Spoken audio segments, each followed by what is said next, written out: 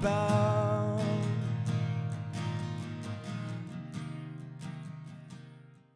Hello, welcome back to our Advent series. We're so glad to have you. We're hoping that you really have learned a lot from this series about who Jesus is and what he's like, and we hope that you've adored the beauty of God more in this season, in this time. So today we're going to be talking about Isaiah chapter 11, verses 1 through 10, preparing us for the future. You know, God has come, but he's also coming again.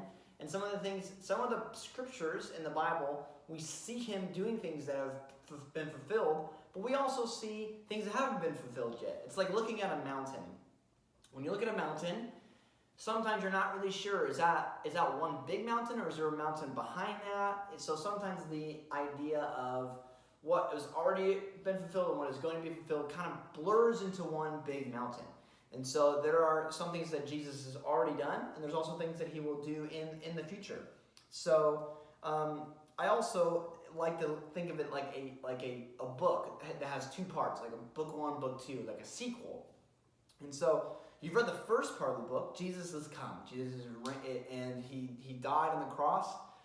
And we know because he's faithful in his character, he will also do the things that we see in the promises of the Old Testament. There are other things that he's not yet done, but he will do. And we see a lot of that, the mixture of what he's done and what he will do in Isaiah chapter 11, verses 1 through 10. It says, "There shall come forth a shoot from the stump of Jesse, and a branch from his roots shall bear fruit. And the Spirit of the Lord shall rest upon him, the Spirit of wisdom and understanding, the Spirit of counsel and might, the Spirit of knowledge and the fear of the Lord. And his delight shall be in the fear of the Lord. He shall not judge by what his eyes see, or decide disputes by what his ears hear, but with righteousness he shall judge the poor, and decide with equity for the meek of the earth. He shall strike the earth with the rod of his mouth, and with the breath of his lips he shall kill the wicked. Righteousness shall be the belt of his waist, and faithfulness the belt of his loins. The wolf shall dwell with the lamb, and the leopard shall lie down with the young goat, and the calf and the lion and the fattened calf together, and the little child shall lead them." These are just a couple of the things, some of the things that are going to happen. And as we see, not all of these promises have come to pass. Not all these things have come to pass, but we know God's faithfulness. We know that the Old Testament, the prophets prophesied of a child that would be coming.